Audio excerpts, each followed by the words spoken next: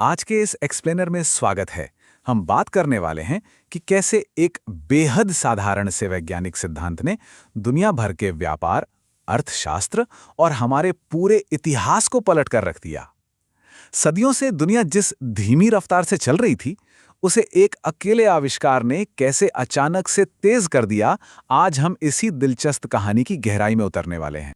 जरा सोच कर देखिए 1760 से पहले की दुनिया कैसी थी। हर काम इंसानी हाथों, जानवरों की ताकत या फिर हवा के भरोसे था। मतलब उत्पादन की एक बहुत ही सीमित सीमा थी। लेकिन फिर उबलते हुए पानी ने, जी हां, सिर्फ उबलते हुए पानी ने सब कुछ हमेशा के लिए बदल दिया। भाप की उस ताकत ने मानवीय सीमाओं को तोड़ा और मशीनों की एक 80 में ताकत वाली दुनिया का दरवाजा खोल दिया। तो आज हम क्या क्या कवर करने वाले हैं? हम देखेंगे भाप इंजन का उदय, फिर बड़े पैमाने पर उत्पादन, उसके बाद परिवहन और वैश्विक व्यापार, उपनिवेशवाद और आर्थिक बदलाव, और आखिर में समाज और हमारे भविष्य की नींव। चलिए शुरू करते हैं हमारे पहले भाग से, भाप इंजन का उदय। एक बहुत ही साधारण सा सिद्धांत जिसने पूरा का पूरा इतिहास बदल डाला। पुराने कुटीर उद्योगों और नए फैक्ट्री सिस्टम के बीच का ये अंतर समझना बहुत दिलचस्प है। एक तरफ वो छोटे उद्योग हैं जो पूरी तरह से मानव श्रम और नदियों के पानी से चलने वाली चक्कियों पर निर्भर थे। मतलब कारखाने को हमेशा किसी नदी के किनारे ही होना पड़ेगा। और दूसरी तरफ विशाल फैक्ट्री सिस्टम जो पूरी तरह आज़ाद है और ताकतवर भाप की मशीनों से चल रहा है। अचानक से उत्पादन के लिए सिर्फ शारीरिक ताकत या नदियों के बहाव पर निर्भर रहने की मजबूरी पूरी तरह खत्म हो गई थी। थॉमस न्यूकोमन और जेम्स वॉट ने जो काम किया, उसे अगर हम समझें तो ये बस 3 स्टेप्स का खेल है। पानी को गर्म करके भाप बनाई गई, उस भाप ने भयंकर दबाव या प्रेशर पैदा किया और फिर उसी प्रेशर का इस्तेमाल करके भारी भरकम मशीनें चला दी गईं। सुनने में कितना आसान लगता है ना, लेकिन यही वो सीधा साधा विज्ञान था जो आगे चलकर बड़े पैमाने पर उत्पादन की सबसे बड़ी चाबी बन गया। अब आते हैं दूसरे भाग पर, बड़े पैमाने पर उत्पादन यानी फैक्ट्री क्रांति। तकनीक तो आ गई, लेकिन अब देखते हैं कि इसने काम करने के तरीके को कैसे बदला। औद्योगिक क्रांति 1760 के आसपास शुरू हुआ। ये वो दौर था जब घरों में हाथों से बनने वाले सामान की जगह बड़ी बड़ी फैक्ट्रियों में मशीनों ने ले ली। इस एक बदलाव ने सामान बनाने के तरीके को जड़ से बदल दिया। यूनाइटेड किंगडम से उठी ये लहर देखते ही देखते पूरी दुनिया में फैल गई। अब सबसे मजेदार बात देखिए, फैक्ट्रियों को अब प्राकृतिक पानी के स्रोतों के पास रहने की कोई बंदिश नहीं थी। नतीजा, कपड़ा, लोहा और स्टील इंडस्ट्री में तो जैसे विस्फोट ही हो गया। जो काम पहले हफ्तों में होता था वो अब घंटों में होने लगा।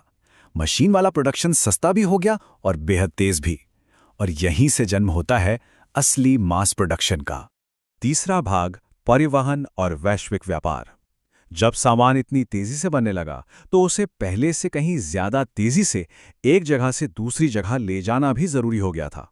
जमीन पर भाप के इंजन ने रेलवे नेटवर्क की शक्ल ले ली, और सच कहें तो स्टीम ट्रेन्स ने दूरी और समय के मायने ही बदल दिए। भारी कच्चा माल अब तेजी से फैक्ट्रियों तक पहुंचने लगा। व्यापार ने गजब की रफ्तार पकड़ ली और नए नए शहर बसने लगे। लोग और सामान अब उस स्पीड से चल रहे थे जिसकी पहले किसी ने कल्पना भी नहीं की थी। और समुंदर में, वहां भाप के जहाजों ने हवा के भरोसे चलने वाली पुरानी और अनिश्चित मजबूरी को एकदम खत्म कर दिया।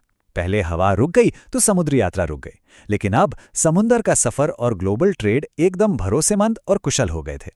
यूरोप और अमेरिका की व्यापारिक ताकतें तो कई गुना बढ़ गईं, क्योंकि अब लंबी यात्राओं का एक पक्का अनुमान लगाया जा सकता था। यहां से हम पहुंचते हैं चौथे भाग पर, उपनिवेशवाद और आर्थिक बदलाव।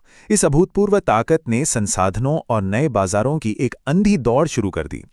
प्रोडक्शन और ट्रांसपोर्ट की इस ताकत ने दुनिया का इकोनॉमिक बैलेंस पूरी तरह हिलाकर रख दिया। 1760 से पहले दुनिया की अर्थव्यवस्था मुख्य रूप से खेती पर टिकी थी, लेकिन इसके बाद यूके, अमेरिका और जर्मनी जैसी जगहें सबसे बड़ी औद्योगिक ताकतें बन गईं। अब इन भूखी मशीनों को खिलाने के लिए बहुत सारा सस्ता कच्चा माल चाहिए था और बेहिसाब तैयार माल को बेचने के लिए नए बाजार।